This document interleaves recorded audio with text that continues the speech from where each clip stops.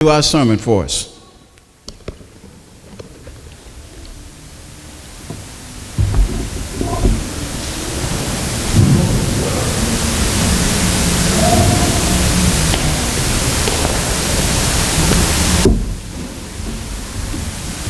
I got past test number 1. Stepping up here and not falling all over myself. That's a good start.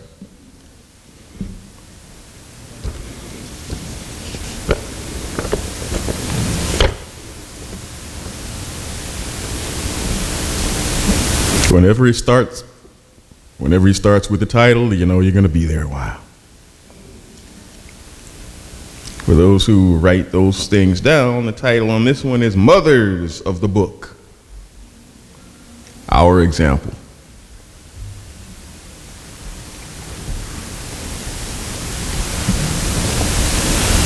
A little bit less room, but we'll make it work.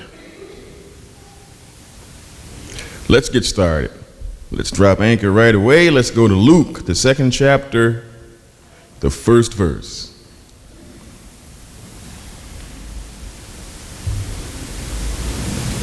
Someone asked, what version is that you're reading from? What I tend to do is look at the original, the King James, then look at the others, and whichever one is closest to it, I will read from that one and infuse it with the actual meaning from the King James, or if there's any necessary correction, I'll usually make it from the Hebrew lexicon or Greek lexicon, or whichever one needed, if there's any unclarity. But usually the choices are pretty clear. So we'll start here at Luke, the 2nd chapter, the 1st verse, where it says, "In those days a decree went out from Caesar Augustus that all the world would be registered. For you all might have taxed," which would be closer to the truth. The registration was just a formality to know how many people were there. Despots tend to like to do that. And then when they're done with that, they'll pick your pocket. Verse 2. This was the first registration when Quirinius was governor of Syria, and all went to be registered, each to his own town. As I said, this was one way in many that Caesar was able to shake down the already enslaved Judeans. Knowing that they were coming to Jerusalem to keep the Feast of Tabernacles and surely brought substance with them, Caesar chose to tax them and increase his coffers by taxing their festival tithe, according to Roman law. Verse 4. "And Joseph also went up from Galilee, from the town of Nazareth to Judea, to the city of David, which is called Bethlehem, because he was of the house and lineage of David, to be registered with Mary, his betrothed, who was with child. And while they were there, the time came for her to give birth. And she gave birth to her firstborn son and wrapped him in swaddling clothes." If you all aren't used to hearing this, just don't be shocked. It's been amazed how we've avoided this when there's so much good information in these scriptures that could be used. And I almost wonder if that wasn't somebody's plan to make people feel like, we can't talk about this. They're talking about Christmas. No, Christmas is talking about this. Let's get it straight. Let's not get it twisted. But in avoiding these scriptures, there's a tendency to lose for ourselves, those who don't read, some vital information that I'll point out as we go through this that is just amazing in how much coverage is given here. And then you wonder, for others who read these things every year faithfully according to the holy day or holiday, if you will, you wonder, how do they miss it? And you realize that this isn't an intellectual issue. It is a cloaking issue. It is a spiritual issue. It is an issue that God says, I better not give it to them now unless they miss something. Notice this. Verse 7. "And she gave birth to her firstborn son and wrapped him in swaddling clothing and laid him in a manger because there was no place for them in the inn. And you become very clear on why when you realize that all Hebrews came to Jerusalem for the Feast of Tabernacles. That's why there was no room at the inn. Verse 8. And in the same region, there were shepherds out in the field, keeping watch over their flocks by night. Believe me, if there were shepherds keeping their flocks by night in December, they would be keeping their sniffles in the morning because they'd have colds and they'd be very sick. Verse 9. And an angel of the Lord appeared to them, and the glory of the Lord shone around them, and they were filled with great fear. And the angel said to them, "Fear not, for behold, I bring you good news of great joy that will be for all the people. For unto you is born this day in the city of David a Savior, who is Yeshua our Lord. And this will be a sign for you. And you will find a baby wrapped in swaddling clothes and lying in a manger." And suddenly there was with the angel a multitude of the heavenly hosts praising God and singing, "Glory to God in the highest, and on earth peace among those with whom he is pleased." When the angels went away from them into heaven, the shepherds said to one another, "Let us go over to Bethlehem and see this thing that has happened, which the Lord has made known to us." Fascinating that these shepherds were not of the same flock, but somehow they were given this information. Verse 16, and they went with haste and found Mary and Joseph and the baby lying in a manger. And when they saw it, they made known the saying that had been told them concerning this child. And all who heard it wondered at what the shepherds told them. But Mary treasured up all these things, pondering them in her heart. And the shepherds returned, glorifying and praising God for all they had heard and all they had seen, as it had been told them. And at the end of 8 days, why 8 days?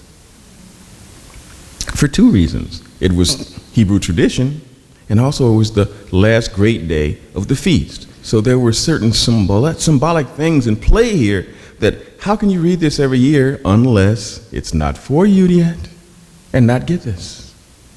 So let's not be so hard on our brethren who have not come to this understanding yet. There may be a reason for that we don't get yet. And at the end of 8 days when he was circumcised, what? He was called Yeshua, the name given by the angel before he was conceived in the womb. God had a strange knack of doing that. Almost, if you notice this and do some studying, every name in the Bible is indicative of the character of the person who possesses that name. And when the time came for their purification according to the law of Moses, don't miss this, please, they brought him up to Jerusalem to present him to the Lord. There is just so much proof here that Yeshua and family kept the Mosaic law, but not according to Pharisaic tradition, not according to Talmud, but according to Hebrew knowledge. A slight but very important distinction. Yet it is ignored in the modern world because they try to keep things a little confused so people don't know what to do, and then they look to the world and their intelligentsia to tell us what to do when God has already done so.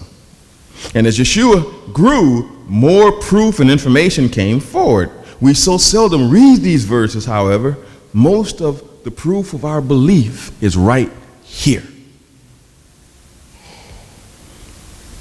Let's go to Luke. Well, we're already there. Let's go to verse 39.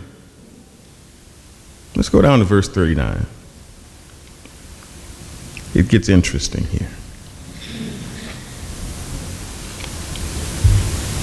And when they had performed everything according to the law of Moses, oops, what do you have?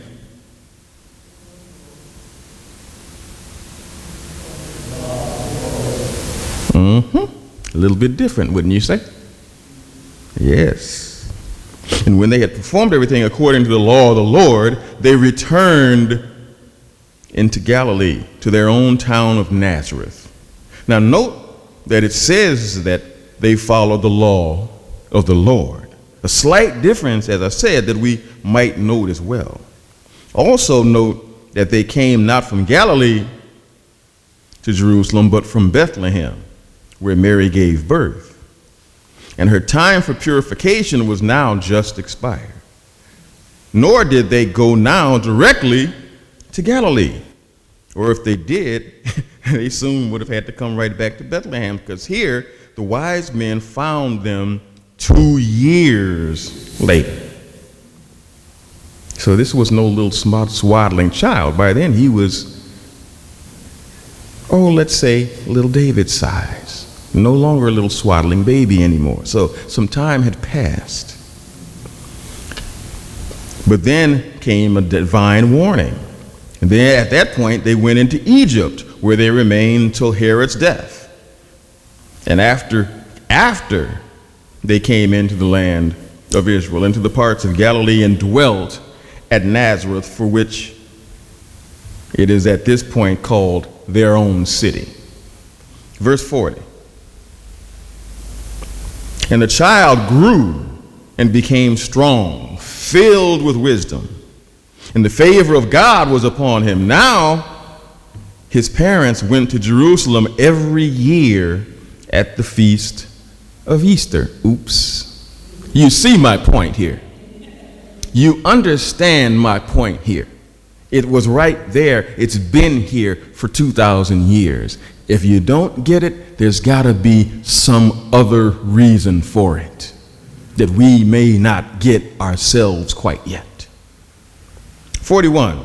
Now his parents went to Jerusalem every year at the feast of the Passover, which means this wasn't a one-time thing. This was an annual. This was something they did every year. 42. And when he was 12 years old, they went up according to custom.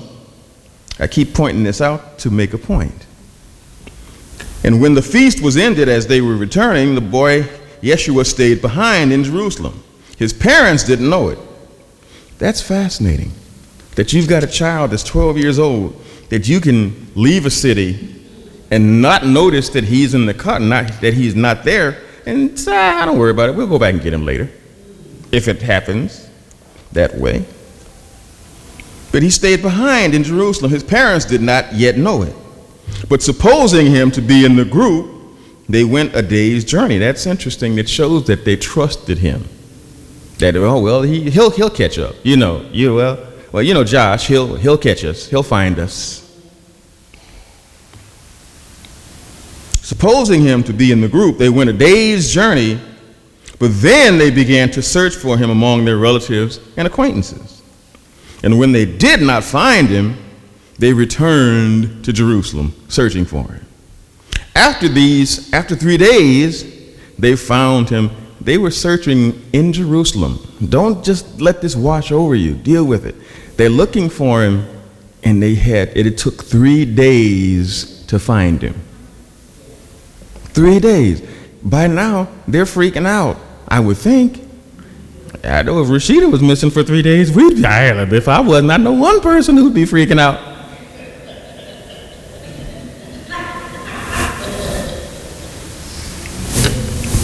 But after 3 days, they found him where?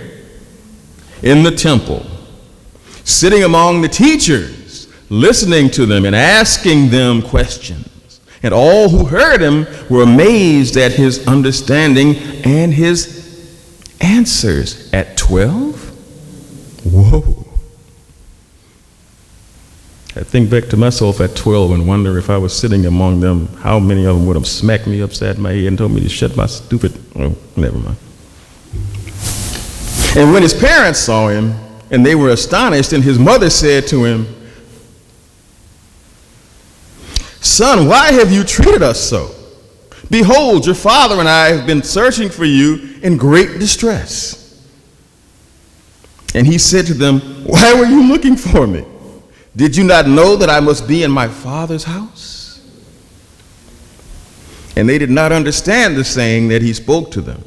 And he went down with them and came to Nazareth and was submissive to them. And his mother treasured up all these things in her heart. And Yeshua increased in wisdom. Well, I thought he was doing pretty good already. So you got more? Something to look forward to. And Yeshua increased in wisdom and in stature and in favor with God and man. We've learned a lot in this little time already. We learned that the family of Joseph kept the holy days as a custom, that apparently this was quite widely done at this time in Judea, despite the tight-fisted rule of Rome. We also learned that Mary had quite a job on her hands. Initially with Joseph, yet by the time Yeshua was fully grown, things had changed. And a lot of the historical information passed along by the people has not reflected those changes. They still insist that she remained a perpetual virgin. How can you remain a perpetual virgin after having 6 more children? You see, by this time, Joseph had died. And despite religious traditions that state otherwise, Mary had other children after Yeshua. How can you prove that? Let's go to Mark, the 6th chapter, the 2nd verse. And note again that it is stated right here in the Bible.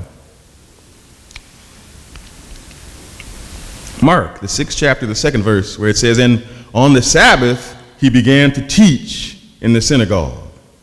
And many who heard him were astonished, saying, 'Where did this man get these things? What is the wisdom given to him? How are such mighty works done by his hands?'"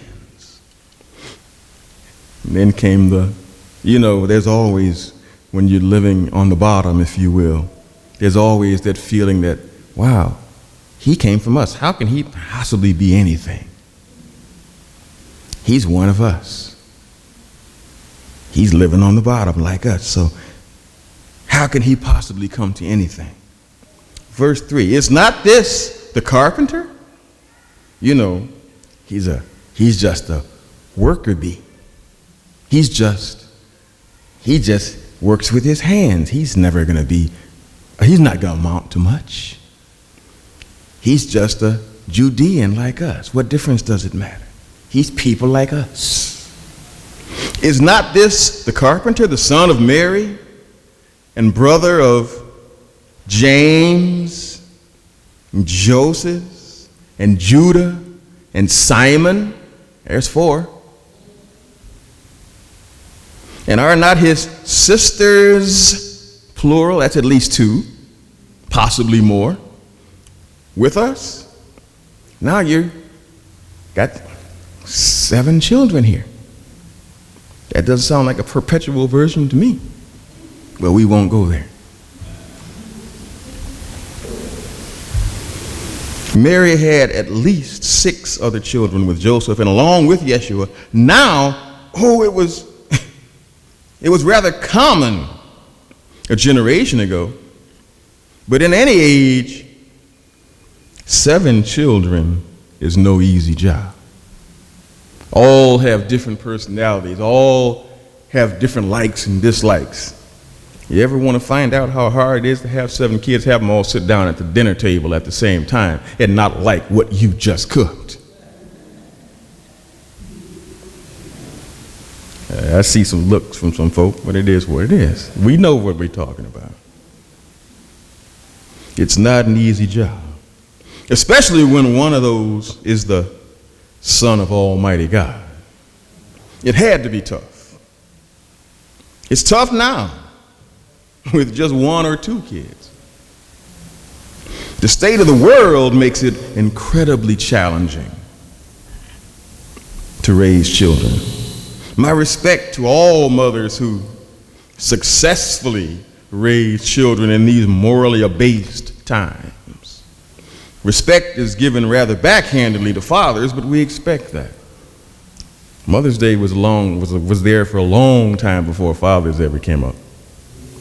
And the respect is still not there. They're already, you hear so many songs, I always love my mama. You got all of these songs about mama. Haven't heard any about daddy, but we're not talking about daddy today. Which in itself is, I suppose, another little, well, it is what it is. Mom deserves it, though. Dad does too, but not today. But in the modern home, many are of this belief that you see it so many times with athletes. After they've won a title or something, they come and thank mama. Oh, mama did this, mama did that.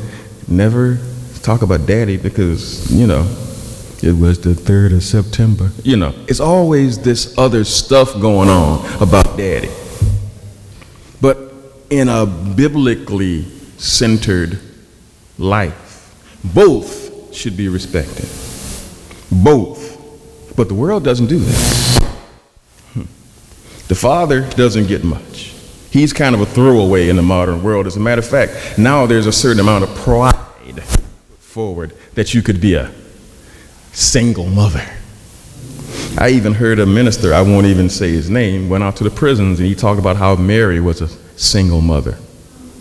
And I just kind of just walked away. And I'm thinking, you're basically going to bring forward a whole legion of single mothers by saying that, and that's exactly what has happened. And I suppose I should be nice and not mention that he helped that in some other ways that aren't worth talking about either, but that just shows you got to be real when you're going to do this. Because if you do it 40 years later, somebody's going to point you out and say, hey. But that explains much of the insanity we deal with here. Because you see, in God's plan, both parents were there. And if you really look at the psychology behind it and deal with it and read the books on how to rear children, you find that children have a far better chance in this world with the balanced input of two parents. Especially if they're two parents who are believers. I didn't say Christians for obvious reasons. And that's not knocking Christians, it's just the way it is. If you're believers, you teach, and you teach deeply. And even if your children stray, as most of us have, if the balanced teaching of a biblically grounded mother and father are there, the child, even if he strays far away, he will find his way back to center.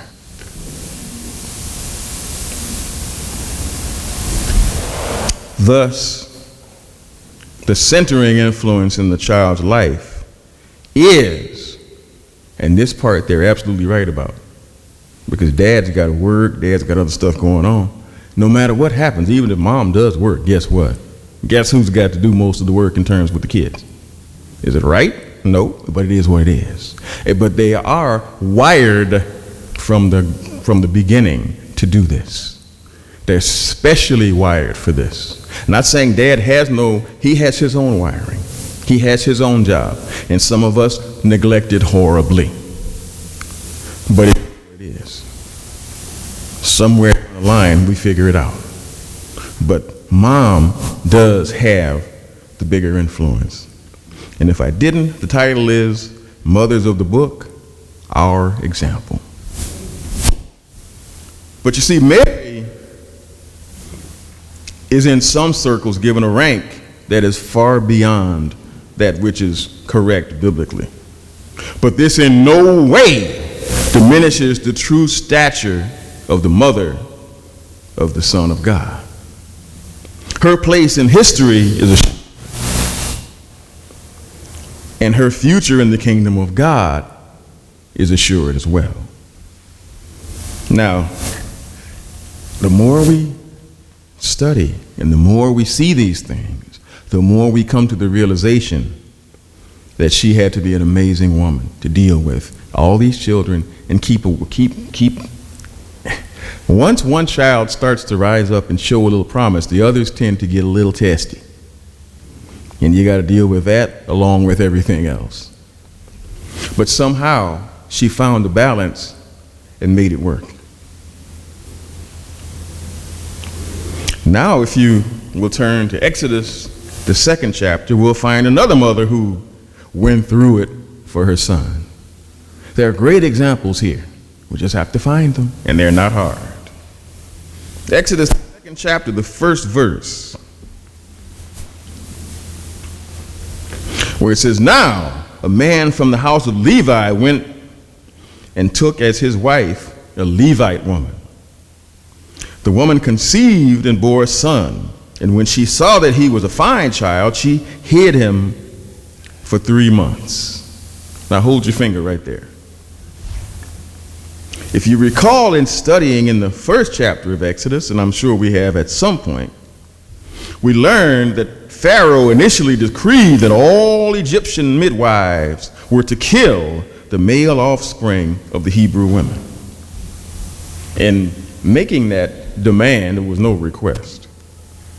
They refused by telling him that the Hebrew women were too quick for them. Let's get some understanding there. Now, like I said, go to Exodus, the 1st chapter, the 15th verse. Keep your finger in Exodus 2:1. We hear these things, and for all those who want to think, oh, these people were so evil, it was so terrible. Look at your abortion numbers and you won't feel that way. Exodus, the 1st chapter, the 15th verse, where it says, "Then the king of Egypt said to the Hebrew midwives, one of whom was named Shiphrah and the other Puah, when you serve as midwife to the Hebrew women and see them on the birth stool, if it is a son, you shall kill him. But if it is a daughter, she shall live." But the midwives feared God and did not do as the king of Egypt commanded them, but let the male children live. So the king of Egypt called the midwives and said to them, "Why have you done this? And let the male children live." The midwives said to Pharaoh, "Because the Hebrew women are not like the Egyptian women, for they are vigorous and give birth before the midwife comes to them." So God dealt with the midwives, and notice how he spanked them. And the people multiplied and grew very strong. See how God punishes those who do what he says do, even in the face of the government telling them to kill when God's word says, "Thou shalt not do murder"? Some things are just very obvious, and you just have to see them for what they are and do what is right. Verse 21, "And because the midwives feared God, he gave them families. Then Pharaoh commanded all his people," going to have his way anyway, "every son that is born to the Hebrews you shall cast into the Nile River, but you shall let every daughter live." But Moses' mother refused to kill him. Jochebed kept Moses hidden away in their home for 3 months. At the hardest time to possibly do this, anyone that's had a baby knows what they're like for those first 3 months in terms of being quiet and not being detectable. The least little thing goes wrong. What's the baby's answer to it? Loud and quiet. Every little thing. And some worse than others. But it is what it is. But before she decided that it was no longer safe, she dealt with it for 3 months.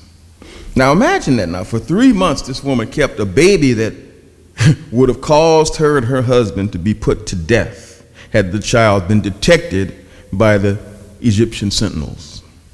Yet her love for her son and her trust in Yahweh were stronger than her fear of Pharaoh. Now let's go back to Exodus, the 2nd chapter, the 3rd verse, and finish this and understand what happened here. Verse 3. When she could hide him no longer,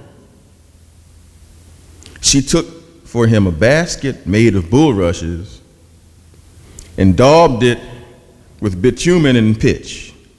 She put the child inside of it and placed it among the reeds by the riverbank. Well, they did tell him to throw him in the Nile, right? She did. He did. He told him, throw him in the Nile.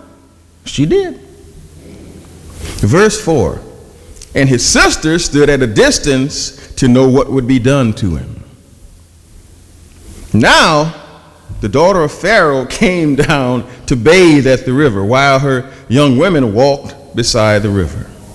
She saw the basket among the reeds and sent her servant woman, and she took it. When she opened it, she saw the child, and behold, probably the reason they said, okay, 3 months is long enough, we gotta do something. The child was crying.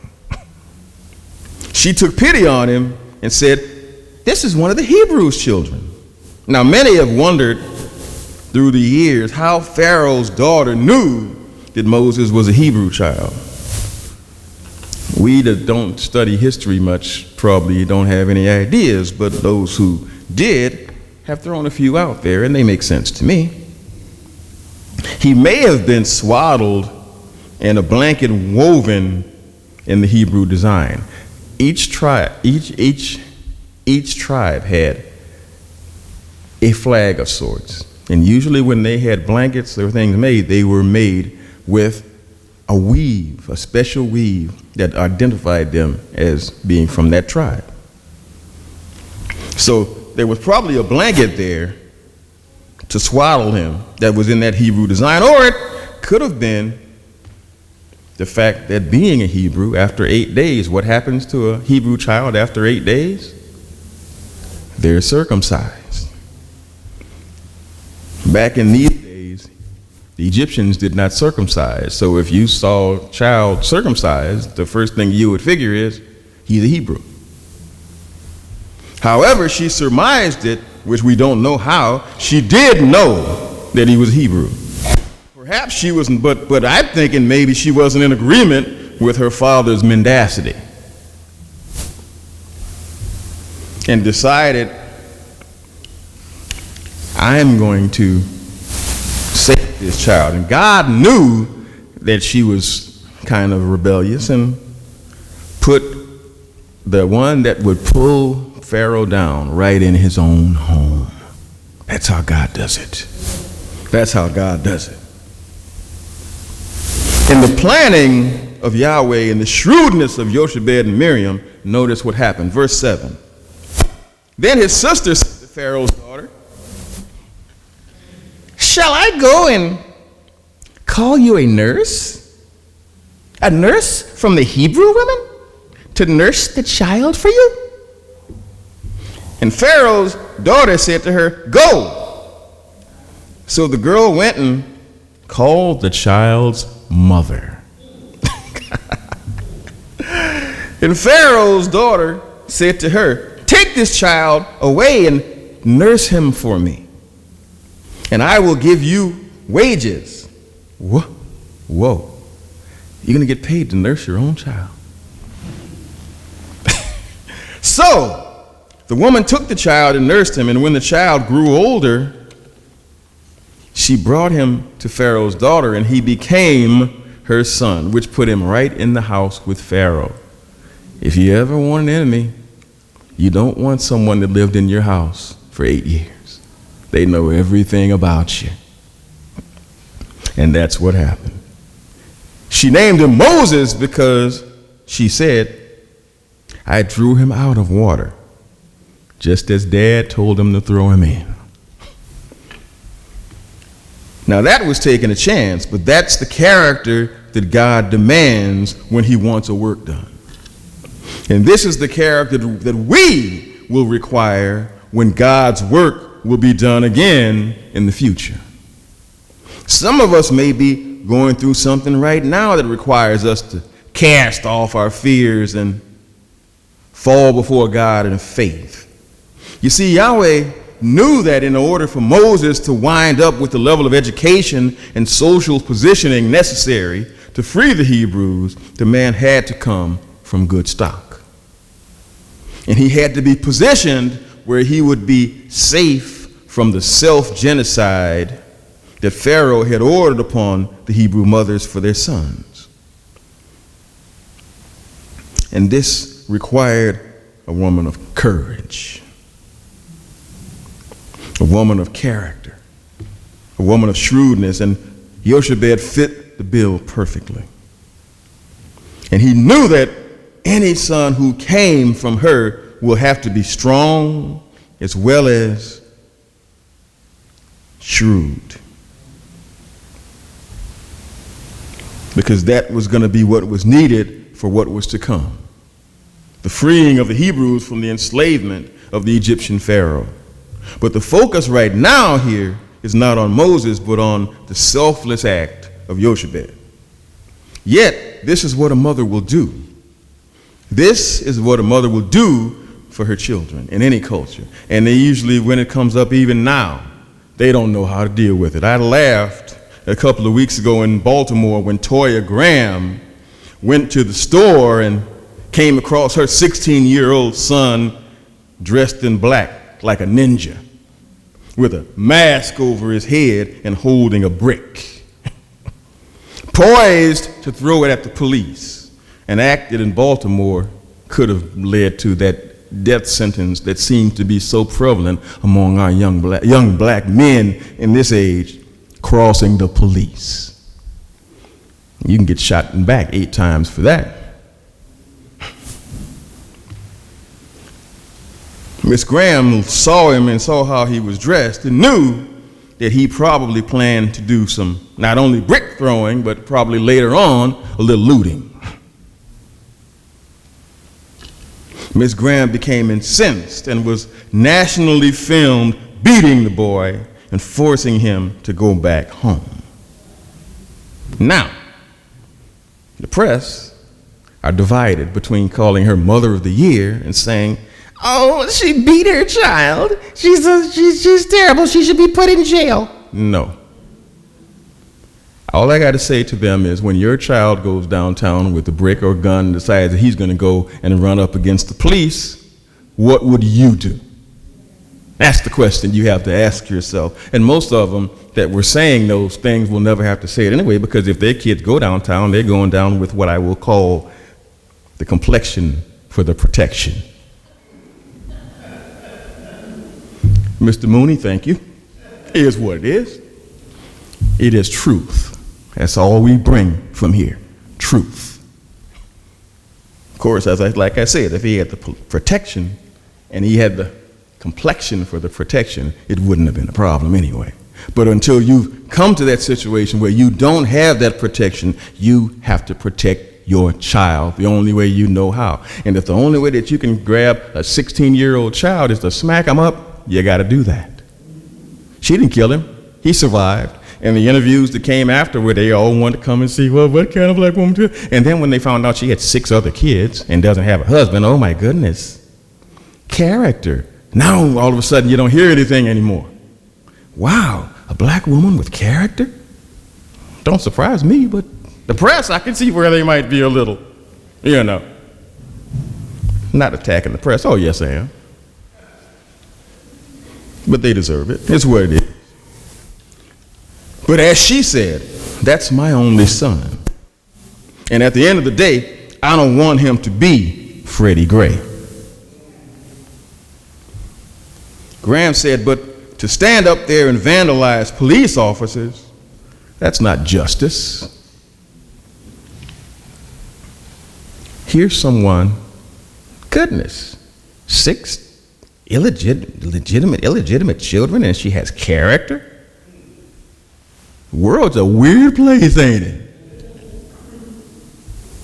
Especially when you want it to be the way you want it to be. No, that's not the way the world is. That's the way that it has become under Satan. Even at any time, people can look around and see that things are not the way they should be, and maybe I have to clamp down a little bit and do a little bit something different to make sure mine doesn't wind up that way. My mother did the same thing when I got a little stupid.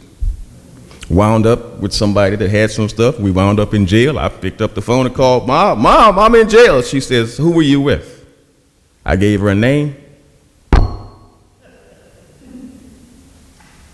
End of story for her. I got out and all that, but that's a long story in and of itself. But I learned from that. Choose your associates very carefully. Very carefully.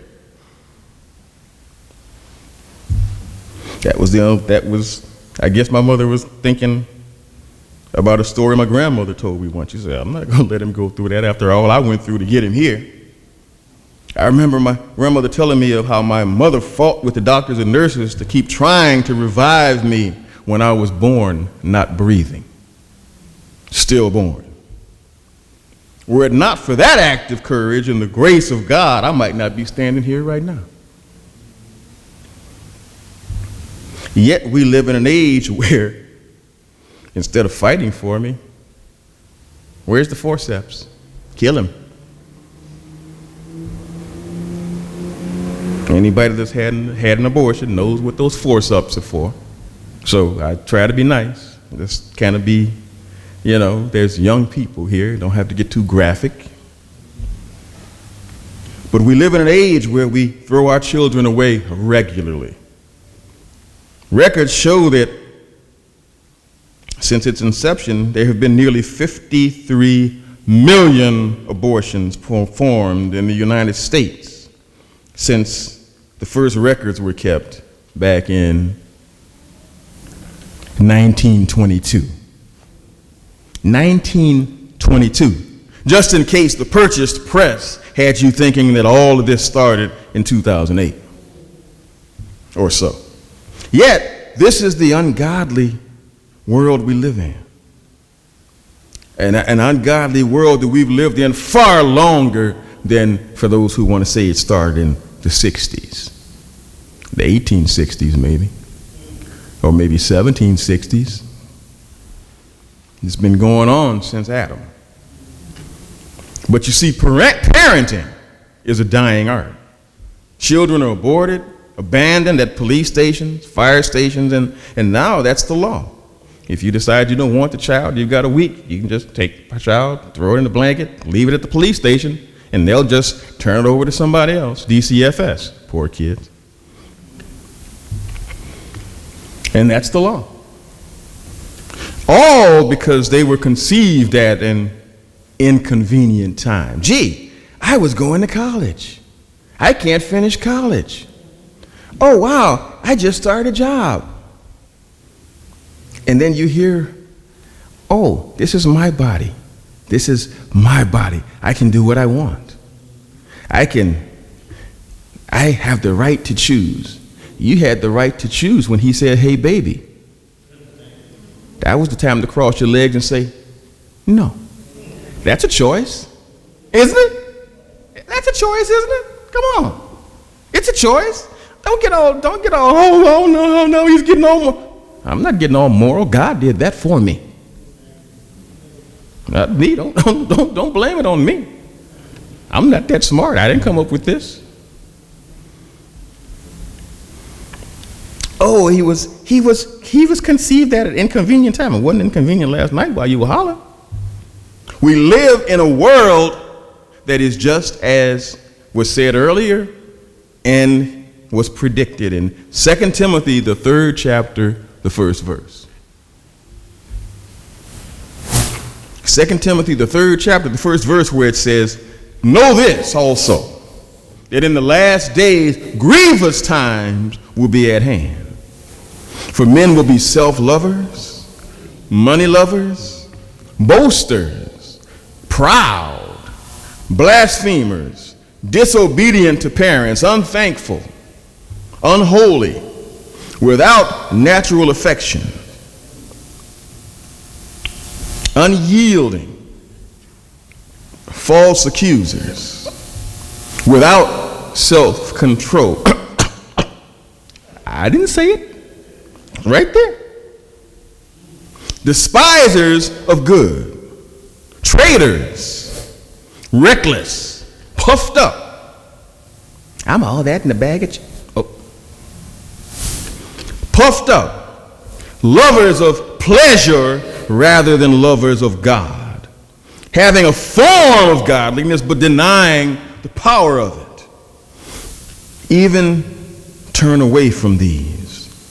For of these are those who creep into houses and lead captive silly women loaded with sins, led away with different kinds of lusts, ever learning and never able to come to the full knowledge because they can't get through themselves, can't get over themselves. Just as Jannes and Jambres withstood Moses, so these also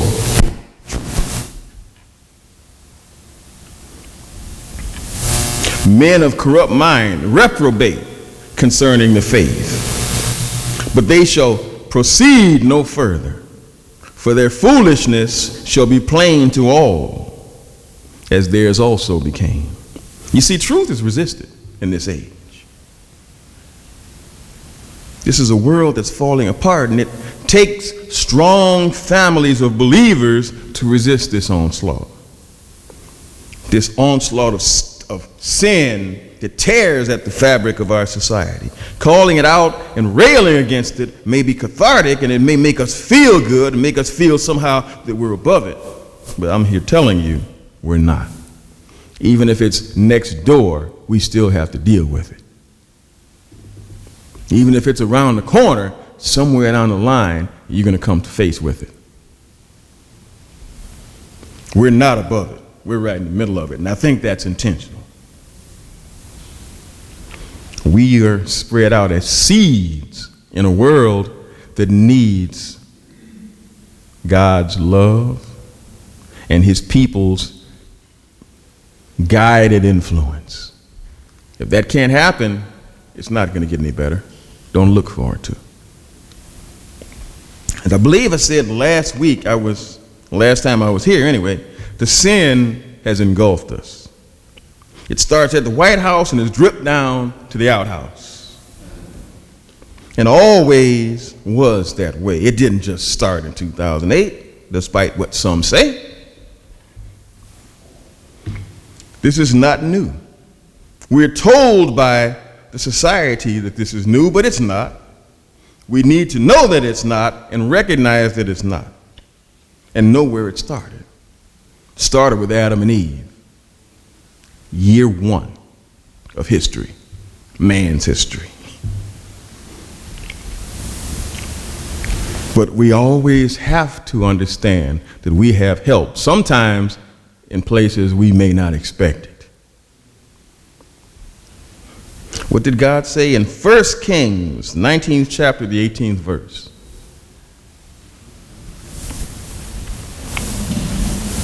First Kings, the 19th chapter, the 18th verse, where it says, "Yet I have left 7,000 in Israel, all the knees which have not bowed to Baal, and every mouth which has not kissed him."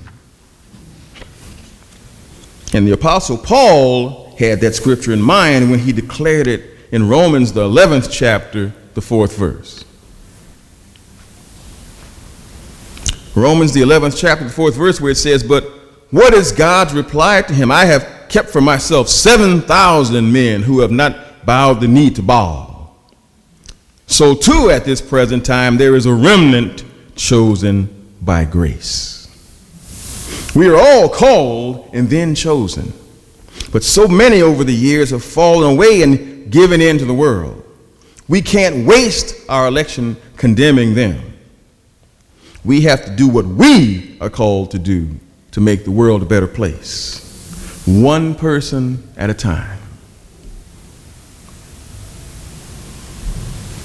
We're taught to work hard, and others whine about work or are laid off and unable to find work, yet we find it, and what we have to do is, if we're going to do it to the best we can. Whatever we find to do, we should do our best.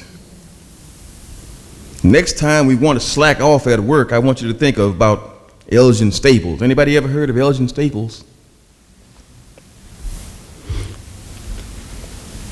During World War II, when the men went off to war, many women had to go to work factories in order to keep the war effort going and also to keep their homes going, because those men were sent off to war. They were drafted.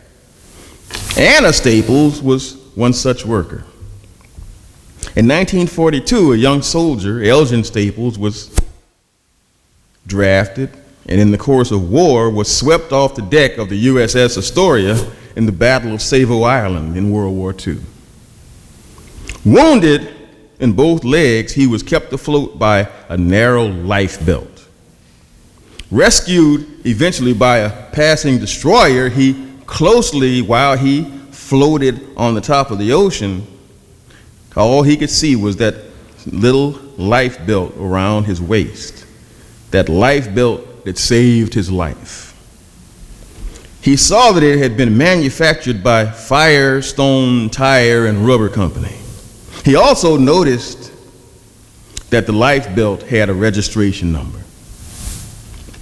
When he returned home, he asked his mother, who worked for Firestone while he was away overseas, what was the purpose of that number.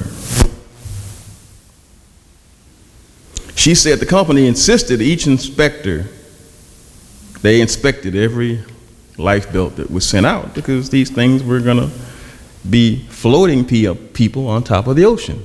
So you want to make sure that they were right. So each inspector had to inspect it, but they also had to sign it by stamping their number on that belt. She said the company insisted that each inspector be personally responsible for the quality of the belt that might save a life one day. Having memorized the number after all that time at sea, well, it was either you're going to remember that or Wilson, but he memorized that number. That number became his best friend. He came back and quoted the number to his mother. She cried. It was her code number. Her own handiwork had saved her own son. That's how it is. So every time you think, oh, what I'm doing doesn't have any bearing on anything, you don't know what it's going to have bearing on. Do it the best you can. James and John had a mother who tried to look out for them as well, but in a little bit different way. Let's go to Matthew, the 20th chapter, the 20th verse.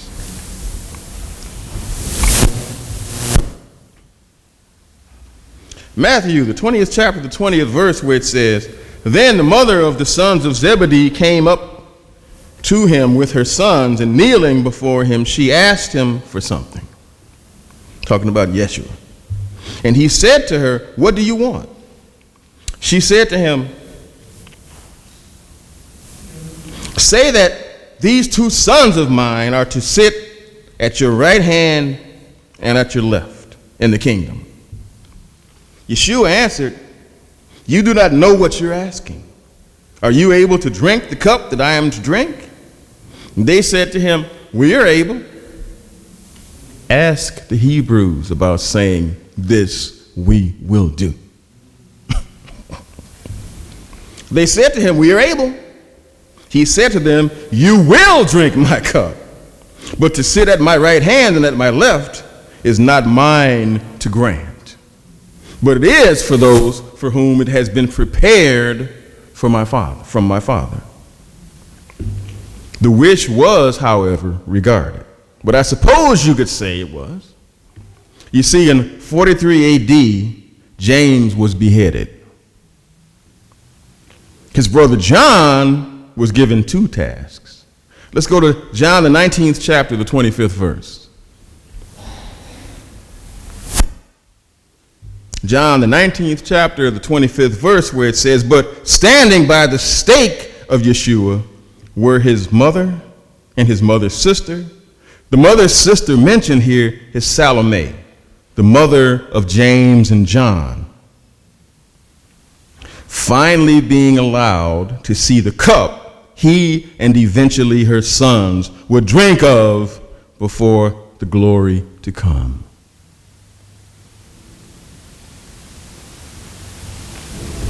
Mary, the wife of Clopas, and Mary Magdalene. When Yeshua saw his mother and the disciple whom he loved standing nearby, he said to his mother, "Woman, behold your son." And he said to the disciple, "Behold your mother." And from that hour, the disciple took her to his own home. Now, to bring this home, this would be a case of the nephew now taking his Aunt Mary home to take care of her in her old age. But he was later to get that last piece of the cup that he was to drink. A few years later, he was thrown into a vat of boiling oil and escaped this martyrdom by a miracle of God, only to be captured later by the Roman Emperor Domitian, who exiled him to the island of Patmos. Most people don't realize that the only disciple or apostle that lived to a ripe old age was John. And what was the last thing he did while he was on the Isle of Patmos? He wrote the book of Revelation.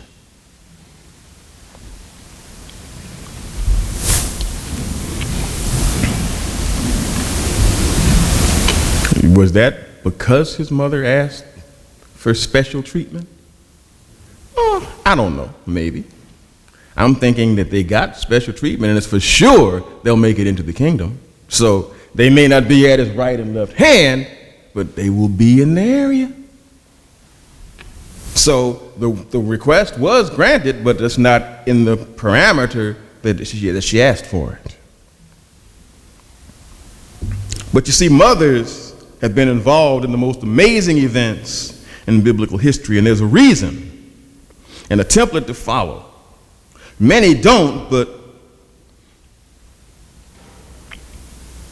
you don't often hear about Proverbs 31:10. But that's the template right there. We'll go through it, and then we'll go home. Proverbs, the 31st chapter, the 10th verse, where it says, "An excellent wife who can find? She is far more precious than jewels. The heart of her husband trusts in her, and he will have no lack of gain. She does him good and not harm all the days of her life. She seeks wool and flax and works with her willing hands." Well, I thought that the world said that women don't work and that they didn't work, that they had to stay home and they didn't talk and they didn't. You got to read the Bible. There's some stuff in there that'll prove you that everything that the world tells us is not necessarily that way. Verse 14. "She is like the ships of the merchant. She brings her food from afar."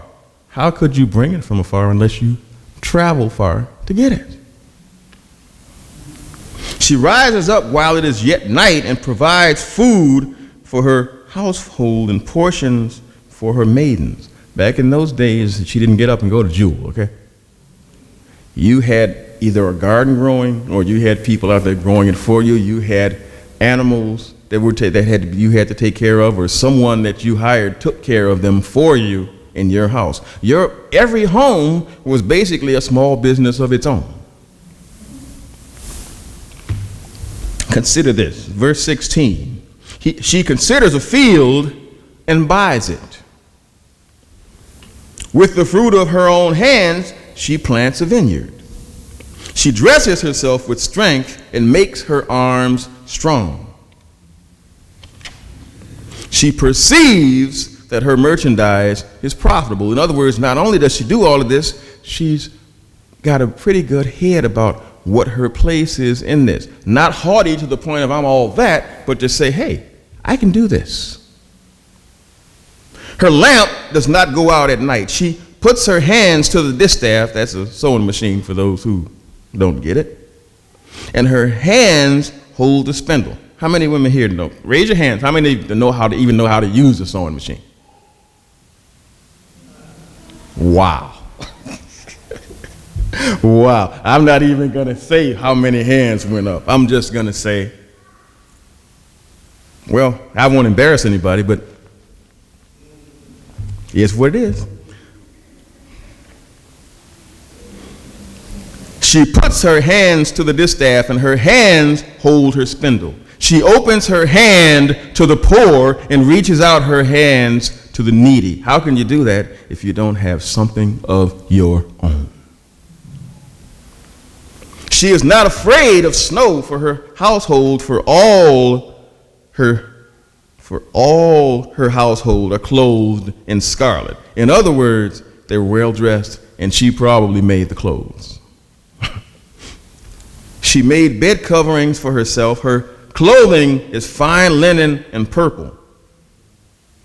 Let's kind of dwell there for a second. Back in these days, purple was a very tough color to come by. That's why most of the people who wore it were royalty, which is probably why Prince wears it now. But you get my point. You had to be moneyed to wear purple because it was a hard mix of inks to color, and they didn't come from everywhere. So if you saw someone in purple, you knew that they were in pretty good shape financially. 23, her husband is known in the gates when he sits among the elders of the land. Now, the gates back in these days is where the courts were. That was basically you were in the courts. So either you were known in the courts or you were a judge or a lawyer or someone of some stature. She makes linen garments and sells them. She delivers sashes to the merchants. So she's got a small business going at home. For those who say, oh, women didn't work, keep on believing this purchased press. Strength and dignity are her clothing. And she laughs at the time to come. She opens her mouth with wisdom, and teaching of kindness is on her tongue, as opposed to the cursing and going off and head snapping that you see nowadays in some. 27. She looks well to the ways of her household and does not eat the bread of idleness. Her children rise up and call her blessed, her husband also, and he praises her. Many women have done excellently, but you surpass them all.